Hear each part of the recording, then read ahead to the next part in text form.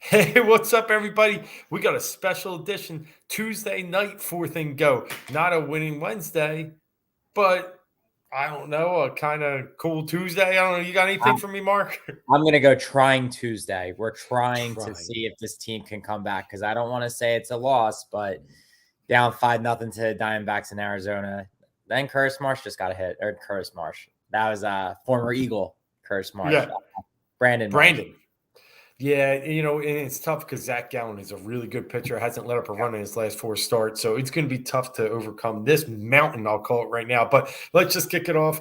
This is fourth and go. This is Heat Ratio Network. We are.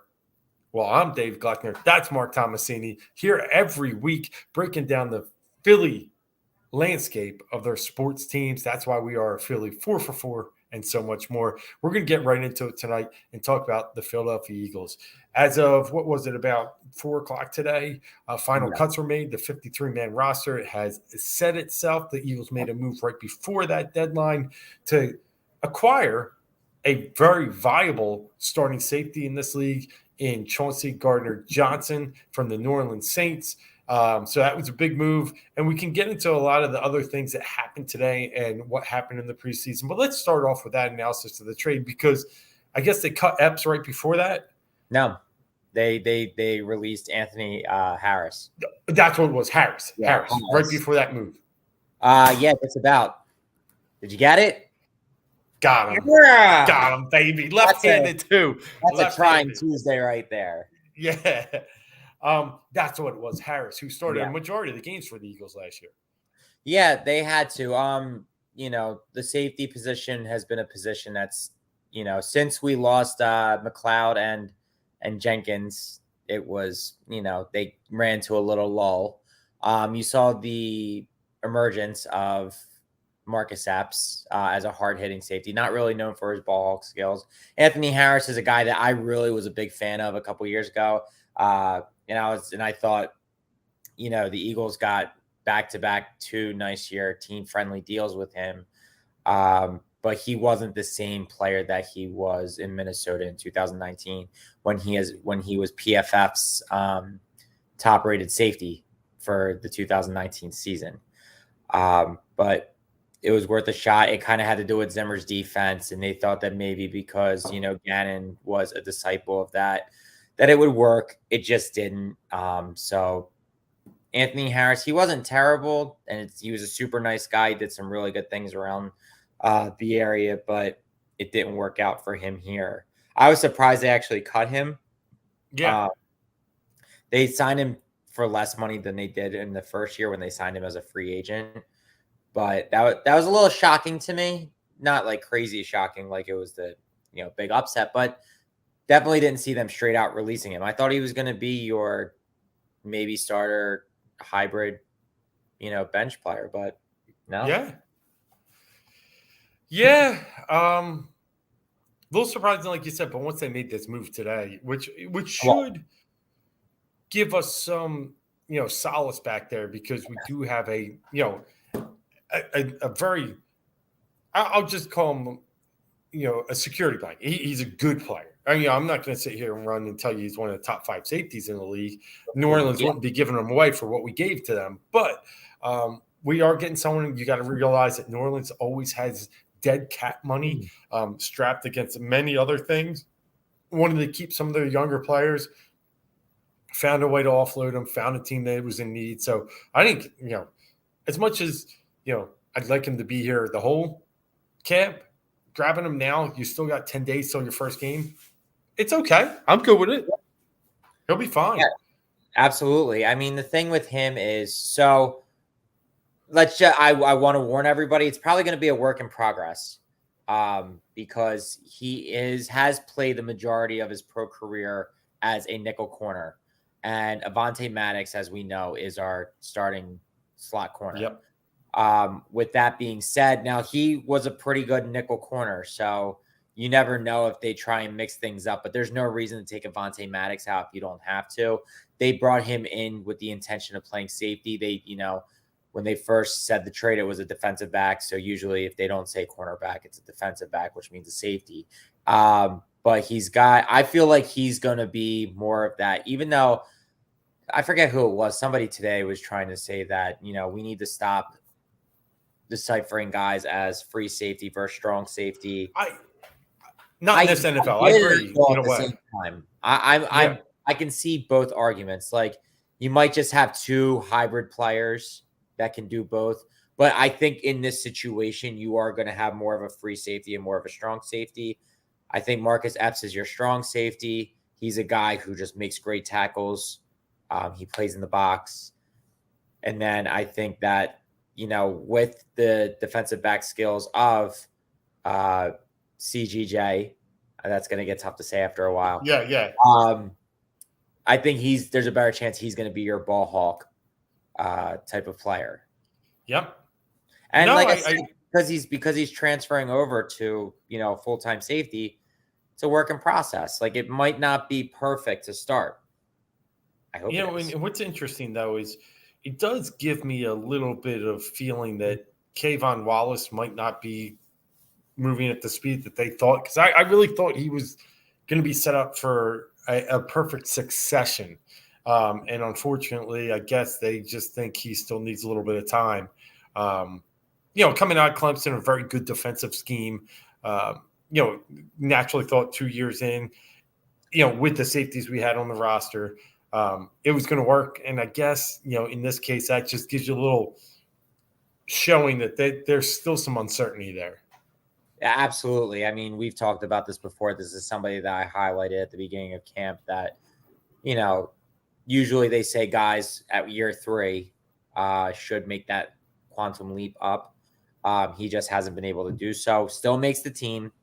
The guy that really, I think, was the reason for Harris's dismissal was Reed Blankenship. Yeah. He kind of seems like a clone of Marcus Epps. All preseason, he was making tackles left and right, like good tackles, like, I'm not calling him Brian Dawkins, but Brian Dawkins like tackles where he plants and then he's lifting you and putting you down, like not the whole body slam, but you see it though. He wraps up and he makes sure he's there, and he was, coming in on the run, like he was able to, meet the runner at 3 yards at their route and just completely stop them in their tracks. You saw a lot of those plays. Again, it's preseason, who knows, but he's the reason why Anthony Harris is no longer here, because he's a cheaper option and he's showing more and he's younger. Yeah, good point. Good point. And they are going younger in several of those areas. So we can get into the roster construction now. Now that we talk about the trade that's out of the way, the cuts were made. And I will say this, quick glance at it. Go ahead. The good thing about Chauncey is he's rough and tough, and he's got a lot of spirit. He's an animal. And if you don't know who he is, go and watch Saints versus Bears, where the receiver for the Bears punches him in the face, and he's wearing a helmet, which is stupid. He tries to rip his chain off and punches him in the face, and then it gets into a fight. So obviously he's going to be a guy who's going to pester. That can be for better or for worse. We'll see how that goes. But definitely go just watch highlights of him on YouTube, because not only will you see the plays that he makes, but you'll see his attitude and the type of person he is. He's, like when he was in Atlanta, there's a big Falcon sign on the wall. I saw that. Kick it. So yeah. He's definitely a personality, and he makes them tougher. And maybe they need that. They need some dog out there. We're never opposed to having dogs on this team. So no, and personalities. We're good with personalities as long as you play the game the way we want you to play, not just give 110%. That's it. And you can mess up. No stupid penalties. And then also, if there is stupid penalties, because that happens, or there is accountability, take it. Like, I messed up. I owned it. Castellanos had a little bit of that issue earlier in the season. He's come around, but that's why he got booed. Just own it. Own it. Yeah. And we're okay. Yep. Yeah. So looking here at the roster, the 53-man roster, I'll say just a quick glance, and you probably have a little bit better grasp than I do on it. No real surprises. I look up and down, and it just seems like, obviously they couldn't make a move to get Dillard out or Rager out. Those guys are still here, and I'm okay with both. I'm not going to take nickels on the dollar. And I still think that, we're only 3 years removed to the first round. Draft pick on Rager, similar to Dillard, I'm okay with it. Yeah. The thing is I agree with you. You can't take nickels on the dollar. Trust me, I didn't want to see him here either. And you look at the options that were not like I saw, I want to say it must have been around 2:00 ish this afternoon that Dion Kane was cut. And Devin Allen was cut around the same time. That's when you knew that it was a lock that Reagor was returning here. There was a report that came out earlier from Jeff Mosher that, the trade market for Reagor was heating up. It wasn't enough. I really don't think you see the other deals that were being had. Howie wasn't getting what he wanted. He once in a while will, if something doesn't go his way, he'll try and get out from under it. But with his draft picks, it's very rare that he actually goes through with that. A 5th round pick is not getting it done. If he got a 2nd or a 3rd, I think he would have done it, but he wasn't doing it for a 5th round pick. And I think that was as high as it got. And I think it was actually the Vikings who were interested in him for a 5th round pick. And that's when talks broke, when they realized that's funny because that's the same team that jumped for joy when the Eagles took him so they could get Justin Jefferson. And then now they're interested. And now he's the highest rated fantasy wide receiver. He is, but with the Vikings, they have had kind of a clear in the house there. Right. It's no more Zimmer, so it's a different situation. So yeah, I could see how they could have some type of view there. But yeah, I don't know. Like I think there's still value here in Rager. And call me crazy. So I've been saying it since we've had this show early in this season that I'm looking for him to be that 3rd, 4th guy and just mature and maybe bust out a little bit, especially with A.J. Brown, Devontae Smith. You don't have to do much more than just run your route. They're gonna dictate the coverage. I mean, hopefully, the focus for him is going to be on special teams now at this point. He's going to be probably their 5th guy on there. Pascal's got to have a leg up on him being a Sirianni guy. Well, and a slot guy. Yeah. Right. I mean, I guess there could be some debate between Quez Watkins and him. I know the people who are in training camp. What? I would take Rager over Watkins. I'm just not this like sky high guy on Watkins. That's just he's a streaker, which is great. But. Right. I was just going to get to that because it seems like the people who have been there watching training camp have said he's making plays every day, Rager. And it just like Watkins is a hit or miss. Like he needs to just beat his guy. And he's not dynamic like Deshaun Jackson. He's just fast. And I think there is a difference. Like I think Deshaun had extremely good footwork. Obviously he was great at what he did for such a long time. Where I think Watkins just relies on his speed, and that doesn't always win you like that. Because like somebody like Tyreek Hill, he's dynamic. He can do different things. He can shift. Yeah. So yeah, that's it. And I mean, maybe to Yvonne's point, also like us trading Rager to the Vikings, if that did happen, we see them in week 2. Sitting here, it just feels like every time we trade somebody and we see them so quick in the season, it just comes back to bite us. Not just Eagles, but, many of our teams. So maybe there's some value there that, keep him away.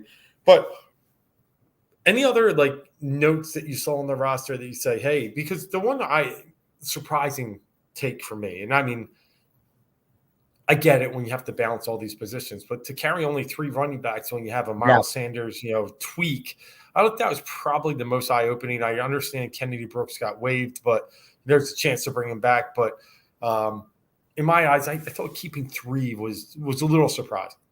I feel like the Eagles usually, but again, this is a different coaching staff. I feel like they usually keep 6 receivers and 4 running backs. I feel like that was how it was.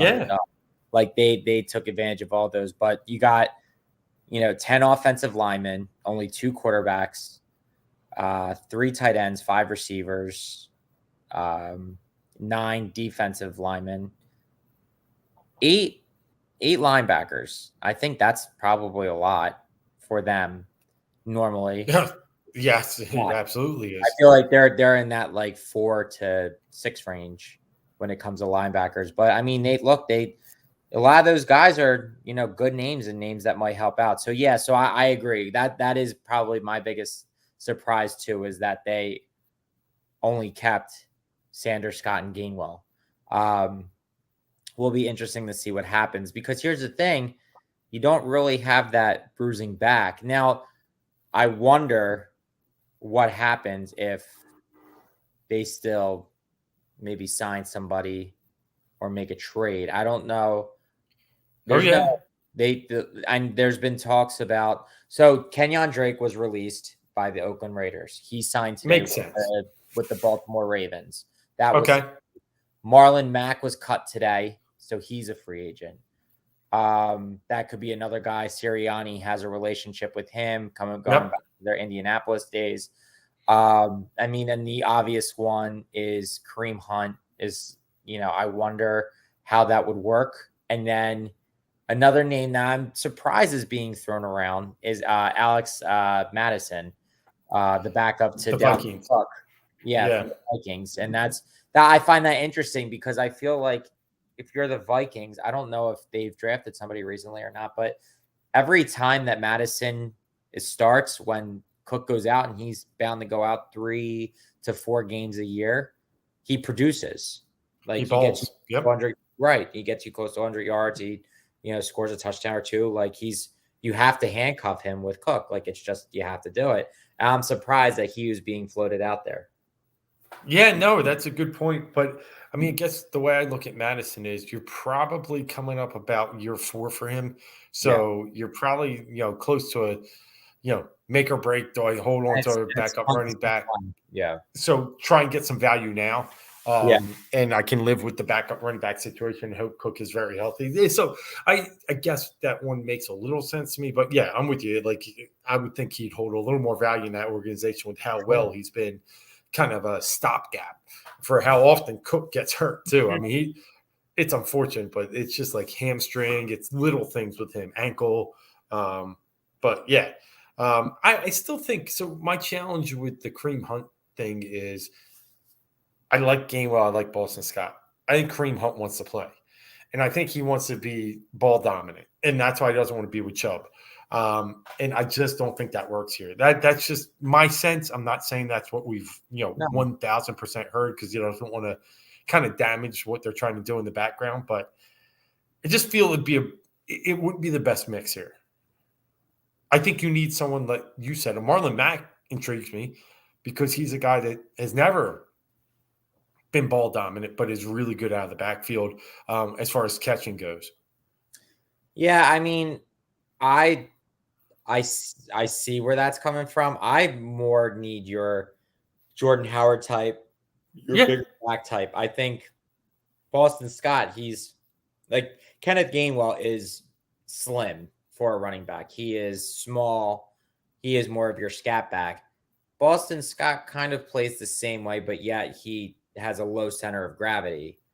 Where Sanders, like, I really, to be honest, I'm not even looking Sanders' way. And even fantasy, I I'm know. not, I agree. unless he's there in like the 15th, 16th set. Like, I don't want I'm don't want to rely on him. And it stinks, because we've talked about this time and time again. Such a big fan of him coming out of Penn State, and he comes here, and I'm like, this is perfect. He's, going to be Saquon light. And I mean, he is just not panned out. And it's just like he shows flashes. He's Saquon light, all right, because Saquon heavy is not good either. Like, I guess, if you look at it that way. Flashes, and Saquon also has battled a lot of injuries. Yeah, no, but I'm just saying, if you look at their numbers in the pros, they're probably not too far off, just because of what you just said with Saquon. So it wouldn't surprise me if the basher that you mentioned is maybe Kennedy Brooks, if he gets stashed on the squad. Again, his upright style, who knows, but and he's really, he's a one cut back, but that was the Jordan Howard. So I mean, I was big on Jordan Howard. I was calling that for years, and they finally did it, and it worked out. I think the Jordan Howard, you know, For trade sure. worked out pretty well for a couple years. For sure. For sure. Yeah, so let's look at the overall optics of this whole preseason. We didn't get to talk about last week's game, so we'll talk about it now. The loss 48-10 to the Miami Dolphins. And the only reaction I had to that, and I was talking to some friends the other day about it, was one, I watched 2 minutes of it. So not much. I wasn't going to waste my time. Two, um, I just don't understand. I know Miami played their starters for like quarter and a half. I Yeah. still don't understand how you let up 48 points in a preseason game. It just that baffles me a little bit. So it's not really a great look. It's not a great feeling going into the season, but I know you can just erase all, throw it down the toilet. But I didn't love it. I'll just be honest with that. And it just, I just don't like how Sirianni treats his preseason. I think he's what, 1-6 in Yeah. preseason games. Right. I know it's so weird because they only play 3 now. I mean, it goes into the way that they go about the preseason in general. They don't, it's their first taste of hitting, and he doesn't go what he doesn't hit at practice. Okay. But you're not giving your starters, the people who are going to be garnering most of the attention, that feel. So, I mean, this could be something where, on the other end, we're playing the Detroit Lions week 1, who have been, tearing each other's, trying to going for blood. And, Yep. it's Dan Campbell's personality. I get it. It's the coaches. Hard Knocks has been pretty good. There's Yes. nothing, not compelling stories. Honestly, the most entertaining But part him. is Deuce and Aaron Glenn and Dan Campbell. I think they're the Yep. most compelling part of it. I like Deuce and Aaron Glenn going back and forth as the coaches. I think he definitely hired all his coaches. I mean, obviously, they talk about they had over 80 years NFL experience, his whole coaching staff, and they're just intense. I like it, but how long does it last? That's going to be what's going to tell or not if this team can do it. But the Eagles might get hit in the mouth in the first half because they, might not be ready for the physicality of Detroit. They have nothing to lose. They haven't had Yeah. it to lose for a while. Yeah, I'm sure we'll get into that a little bit next week for sure. Looking Right. at that opening game, I had some concerns early on. I really did, but I think now that we get into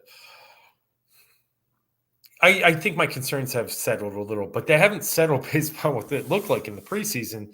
Sure. But again, let's just throw it out. Let's just forget about it. Let the trash truck come, pick it up, let them take it out because it it just means nothing. And it means nothing probably for about 50 to 60% of the NFL anymore.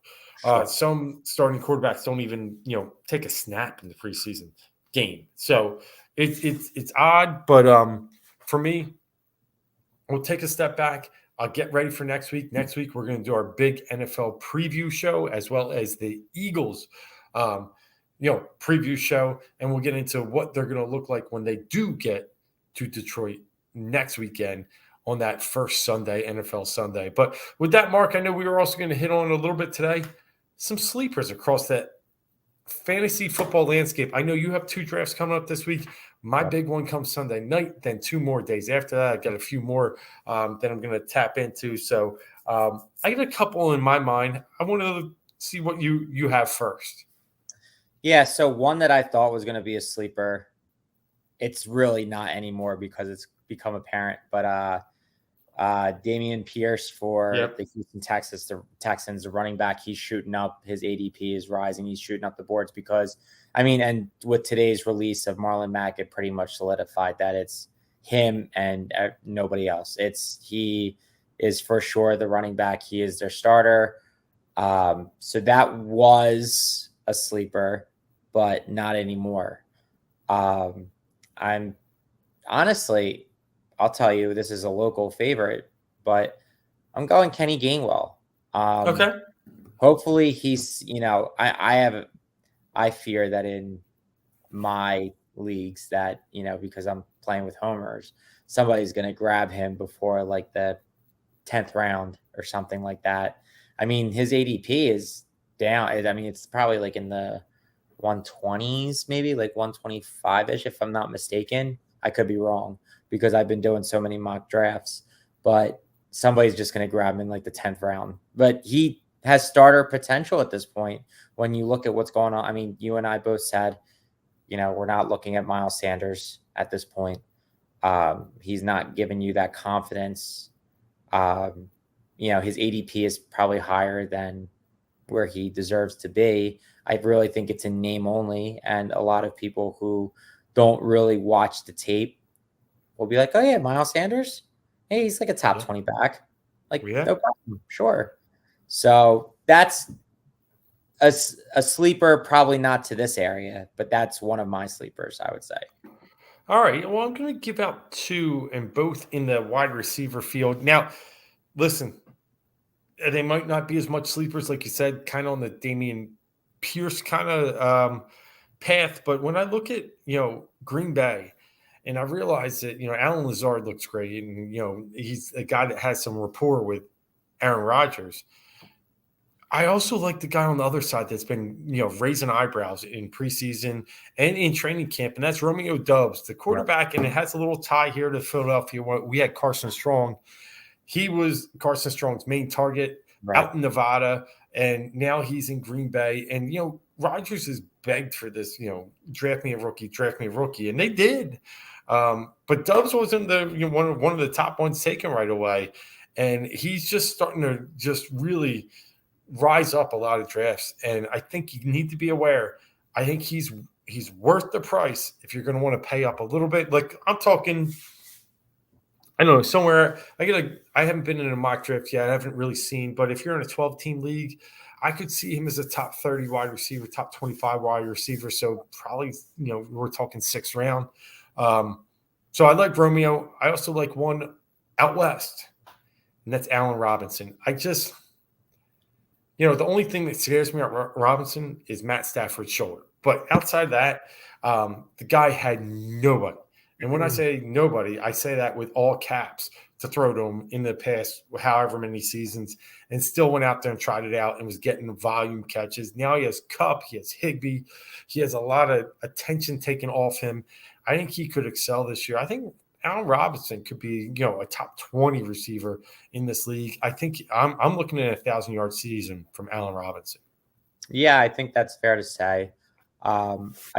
He's somebody that, he's like a 4th round receiver at this point.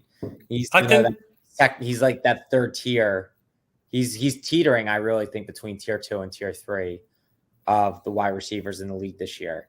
That's definitely a big move because he's definitely done a lot with a little in Chicago. Now, speaking of Chicago, I got another 2. I'm thinking Darnell Mooney.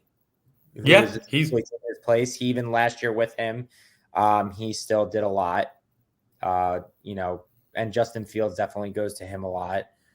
I know that I also, even though Chicago, they probably aren't going to be great, but they do have a couple solid fantasy options. I think Cole Kmet. We talked about our tight ends last week, but he's another option. And David Montgomery might have a comeback year. Yeah, no, I think Chicago's an interesting team because there is nobody talking about Chicago. I actually like Minnesota in that division. We'll probably get into it a little bit next week. Do I like them to win it? We'll see. But, I think they're better. I think Green Bay's still okay. Detroit's got all that hard knock stuff that we talked about and got the, fighter at the head coach position. Nobody talks about Chicago. So, I think you got a potential to grab some value in Chicago for sure. I know there's a couple other, when I look at quarterback, I'm a guy that doesn't take quarterback until late.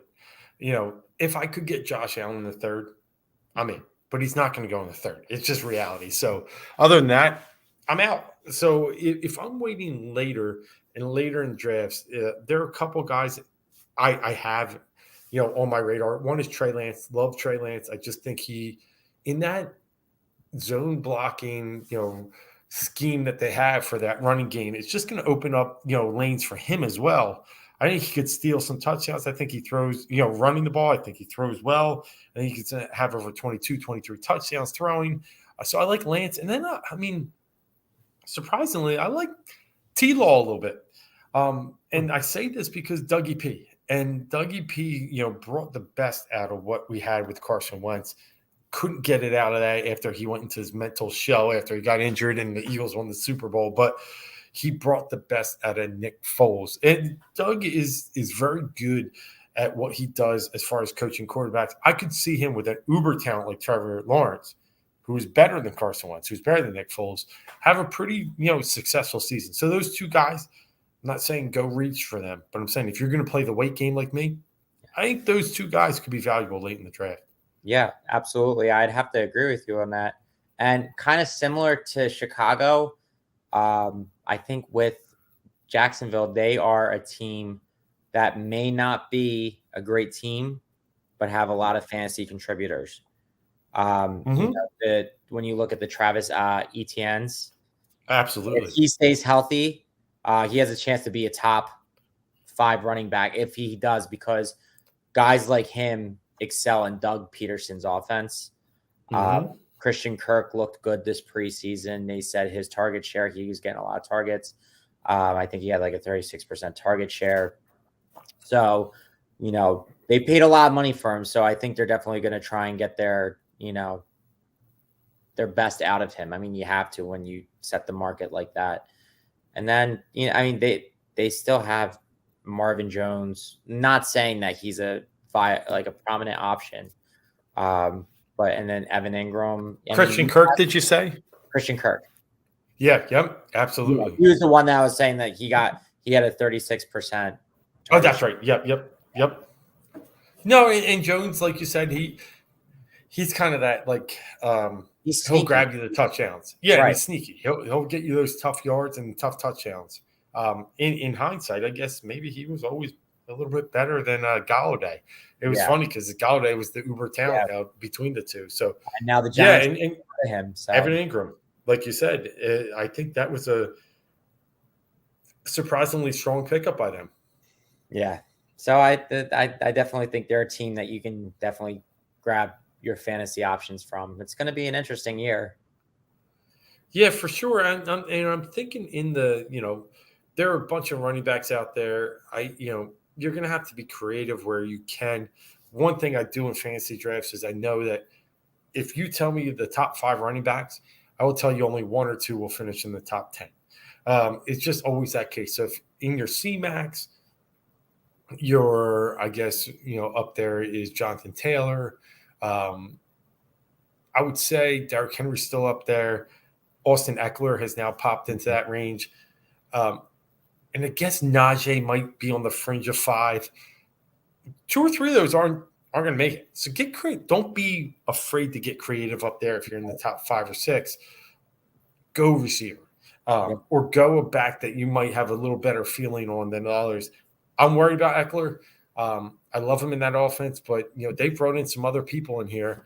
As much as I would take Eckler, I'm more comfortable taking the 8, 9, or 10. 3 or 4 for a guy that is not a volume running back. They tried to make him one. If you remember last year, he rushed back at the end of the season to help out fantasy owners for the playoffs, and he did. Right. He's probably the one I get most concerned about if I was drafting at 4 or 5, and I would definitely look at and hope that Justin Jefferson or Cooper Kupp is there. Right. Yeah, I think, the 2 other running backs you said, Jefferson, Kupp, they round out that top 5 for me. But it's weird though, because I feel like there's so many different ways that you can approach this fantasy year. Yeah. If you're later, if you're after 5, you could go 0 running back. You really could. Yes. And still be okay. Because there is a chunk of running backs that are there, and then it falls off. And then you might as well wait a while. Like, you find one, you got to hope that you really got to take your chances on the sleepers down low. And you got to see who has the potential to be a starter, based on, like, you look at the Buffalo situation, or you look at New York, the Jets being, because that situation's up in the air. Is it, they have a lot of hope in Breece Hall, but everyone's saying that Michael Carter is looking like the running back one, in camp, the way that the two have been playing. So, there are a lot of good running backs, but then some of them, like, you just look at them and you're like, is this worth it when I could get a prime wide receiver who's going to get me more points, especially if you're in a PPR? I mean, you got to weigh, is this running back pass catching running back at all or not? Like, you look at the Najee Harris's versus Joe Mixon's, they're two different players. And I will say, I love rookie running backs when it comes to fantasy football. We've seen Jonathan Taylor's and Najee Harris's now in the top 5. Right. Both have great rookie seasons when they came out in the past few years. I think there's always good value in getting a rookie running back. You already said Pierce. I think Breece Hall is another guy. You're going to find, like, I loved him at Iowa State. He's creative. He's patient. He kind of reminds me of Le'Veon Bell a little bit. The way his running style and his game. So, but he's, oh my God, Nola. Yeah, no, don't look. Yeah, it's bad. It is like, all right, let's just get into it. All right, so we gave our fantasy sleepers, which is great. Getting into the fantasy football draft season, I wish you all the best of luck. We have a few other things out there. I know for me on my end, if you're ever into some of that stuff and getting into, you need some projection models, check out windailysports.com. They're running a great little membership deal, $5.99 a month. They got great tools, great player optimizers, and actually great player rankings for your preseason drafts. I use a few others as well, but it's always good to, for that price, why not just wing it for a week with your drafts coming up? But there's a few other things going on that I think I like to do my own. I think, Mark, you do too. I do use places like ESPN, CBS Sports, but you're going to get from those sites, you're going to get the public opinion, right? They don't want to sway too far off that. So I urge you to do your homework and look in some other areas as well to get some really bold predictions, because that's what helps you win in your fantasy leagues. But let's talk about the Philadelphia Phillies. Let's not. The way it's going, this is reminiscent of last year. You say trying Tuesday, and I'm trying here because I don't think that they're not trying. No, that's over. And they can try all they want. Gallen's good, Nola's bad, and this is the problem I have here. And you're probably here too. Okay, I'll take the loss to Pittsburgh on Sunday. Yes, I get it. You're coming off 6 straight wins. You're going to lose one of those, and you had beaten Pittsburgh every other game. Actually, what was it? Yeah, 6 straight, 4 Cincinnati, 2 Pittsburgh. No, 3. And 3. That was a 4-game series. Pittsburgh was? I thought Cincy was. Maybe Cincy you swept them 4. Yeah, and then I think you swept Pittsburgh 4 previously. So either way, they had 6 in a row against Pittsburgh, 6 in a row overall. Lose one. Okay, Ryan Contreras pitched a good game. Got it. Then you go out last night, and you're up 7-0. And all of a sudden, you're down 11-7 an inning and a half later. That's brutal. That's a little – and we're talking about playing a Diamondbacks team that is not really known for their hitting either. They're not that strong of a hitting team. And then tonight, you're rolling out your ace, who's now let up 10 hits, and he's not even through the 4th. And they're down 8-0. And I say ace because Zach Wheeler has made his way onto the IL, DL, whatever you want to call it in the baseball world now. It seems it's going to be like 2 starts, but yes, he's on the injured. Yeah, and what I was saying is this is when Wheeler's out. Syndergaard doesn't want to pitch when he doesn't want to pitch. Right. You still got Falter in there. You have gaps, right? This is a night that you were up 7-0 last night and lost. Right. This is a night you need your supposed ace to shut it down, and he comes out this. And this is a guy that has an ERA on the road, by the way, that's half his ERA at home. He's a better road pitcher by far. 2.14 ERA on the road, and he comes out and does this. It's frustrating. It's very frustrating. I mean, the thing is, there was and it seems like since I saw this stat, it was the worst thing I could have seen. But the Phillies could go, I think, 19-17. This was as of a couple days ago, 19-17, and they would win 90 games. So obviously that solidifies you 90 games in Yeah. the NFL. That's probably the second, maybe even the first. No, not first. No, they're No, I second wild card. Yeah. not first. The Braves are second too wild, good. like yeah, it solidifies yourself there. And you look at it and now you're opening up the window because my whole thing was you got to take care of business and you lose last night, even though you were up 7-0. Shouldn't have happened, but like you lose that. Okay. Again, I'm essentially reiterating what you're saying, but Nola comes out and throws up a stinker when you need, like, this was not must win because it doesn't take you out of playoff contention. You're 2.5 games up on the Brewers, or the Padres, and then 4 games up on the Brewers. Yeah. Brewers, But I'm not worried this, about. They lost again tonight no, to the but Pirates. right. But the problem here is, you could let somebody like the Giants in. I mean, the Phillies have been known to Nah. let a team get it. I'm telling you, I don't like they they need to get a win tomorrow. The And Giants they are need to 5 games take under short. 500. They're They're 5 games still under 500. they still have an 8% chance. They're besides the Phillies are Brewers. 11 games up, 11 on the Giants. Yeah, well, just saying I'm you just have saying like the you could let Suns. some. I hear the slipping. It doesn't feel good. Don't get me wrong. And I'll let you finish. I'm with you. I'm just Yeah, saying, not the Giants. I'll give you anyone else, just not right. the The Giants. Giants statistically are still in the race, even as Yeah, far back as they are. They have like a 9% chance of getting in. I know the Phillies have a 91% chance of getting in, I believe, yeah. based on it. But I'm just saying, like dumber things have happened.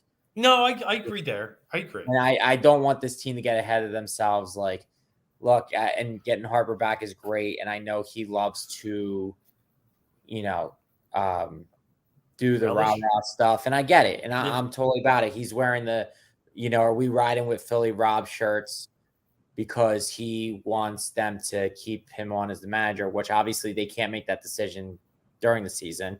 After the season, they have to, they either interview guys or they just give them the job. Fine. Not the time to be pandering or posturing right now. The one focus should just be just like this is what the manager says. The manager says, one game at a time. I have no time to think about the day after that. Like and then it seemed like they got a little ahead of themselves when, they were up 7-0. I think after Schwarber hit the home run oh, and they got ahead of themselves and then they lose that. And now you're getting beat in again. It just doesn't look good. I need no. you need to take this a little more seriously. Well, I mean, they should get into the playoffs, but they need to get into the playoffs and they need to be a worthy component because if not, everything you've done this season is all for naught if, you don't figure it out. and I think it's funny that I thought you mentioned it early, and we haven't each hit it yet, but you said reminiscent of last year. Why did you say reminiscent of last year? Because I think I know why you did. Because they were in a playoff hunt and they got swept by the Diamondbacks. And that was Yes, it. And it sucks. I think I said Yeah, that last week too. I said yep, they had this Diamondback series and they were in the thick of it. They got swept and that was it. And it was all over. yep. No, and that's That what was that's the scary point. And I get why you're getting a little scared and thinking about. Don't worry about the Brewers either. They're horrible. Like, and I don't even, like horrible is probably a strong word, but they're really not that good offensively. right. They lost to the Pirates with Corbin Burns pitching. They lost tonight to the Pirates. Mitch Keller threw 10 Ks against them. They're not good. The Phillies are getting in. I have zero worries, thoughts, concerns. I have more of a concern about, and probably where you are, even though, your concern is, and it's valid because I haven't been there in 11 years. You can't play this way to go in the playoffs. We No. have this energy. We have this team. We think we have something that can possibly do some damage in the playoffs. You can't play this way, Can't especially back. against teams like the Diamondbacks. Now, I'll say this much. The only good thing that can come out of this a little bit is I'm good if San Diego laps us. I am. Go.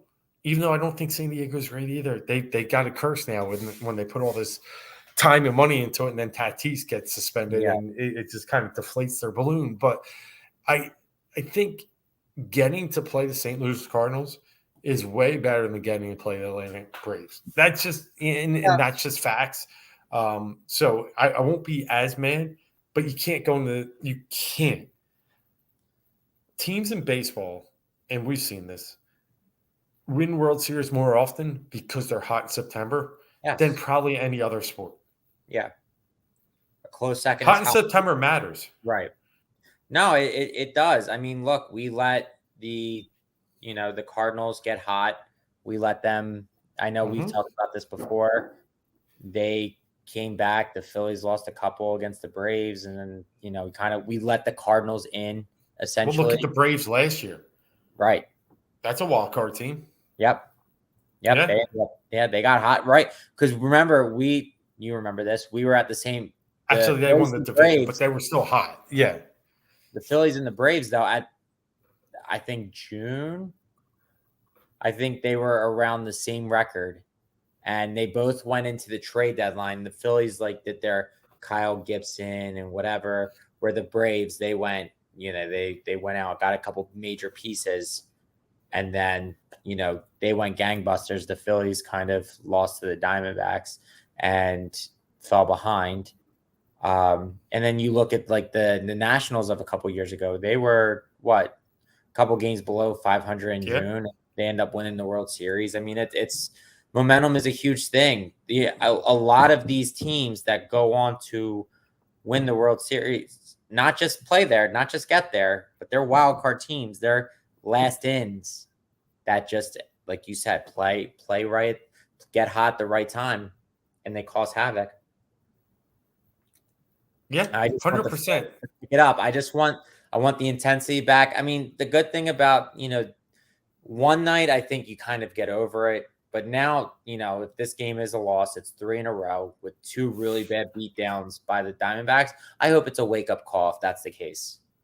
Yeah, that's what. That's the only good thing that comes out of this. But I'm worried, and where I get worried is that the fact that Wheeler's the fact that we still have to throw Falter tomorrow to avoid a sweep now.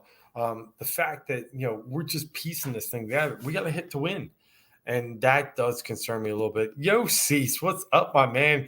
Up late and on Tuesday. Sorry for remixing this, but we're just trying to get some flavor in this week as we kind of both are adjusting to our fantasy football draft schedules. But good to hear from you. And good to see. We're into it now. A little concerned about the Phillies. I know you have that optimistic look like I do at times. I think we'll be okay. We're making the playoffs. Marc talked about 91% chance. I think it's, those are the odds. I think they're closer to 99. We just got to get this thing.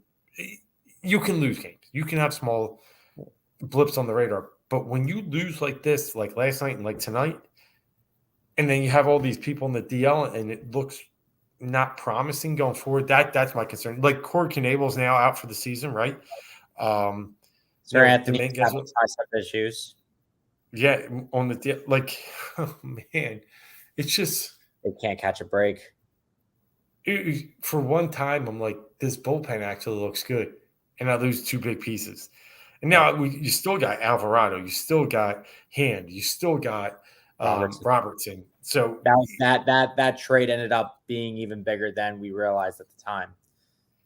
Yeah, and that's what we're saying. Like, this pitching really worries me, and especially Nola, a guy that is really good on the road, and the Diamondbacks, who aren't great at hitting, are now hanging about 20 on us in the last 2 games. Yeah, Nola's not great in September. Is that what you said? I said he's sniffing September. He knows it's around the corner, and he gets the heebie-jeebies. It's funny because August is his best month. Now that'll probably be hindered after tonight's performance. But yeah, you're right. Kind of feeling it. But it's a shame because they won those 2 games against Pittsburgh with the energy from Harper, and now they're 2-3 without since he's returned. So we'll have to see. And I'm not hitting any panic buttons yet. I am a Philly fan. I've lived here my whole life, so I am good at hitting panic buttons. But I'm gonna wait. I'm just going to wait. That's all we can do. Take a look at the watch. Hope for the best. Yeah, absolutely. So, Mark, yeah, that's the Phillies talk. I'm just looking around the landscape that we have here in Philadelphia. Not much going on in Sixer Lane, right? So we're just going to sit here. There was, I guess, you threw out something today, and we'll just touch it real fast. Pascal Siakam is kind of out there waving the flag Right. and almost pulling a Durant, but I mean, not going to. He doesn't have that kind of No. power, that star power. But Sure. what's your take on the Pascal Siakam and any other Sixers news out there? I mean, my thing is, I was just like, let's just get something going, you know, a Toby to Toronto type of thing. I mean, if you could One do some kind of thousand swap, percent. if you could get some kind of swap, and obviously we throw in something nice little, whether it's probably Matisse doesn't really make sense going out there with the way things are in Canada, but Yeah, yeah, yeah.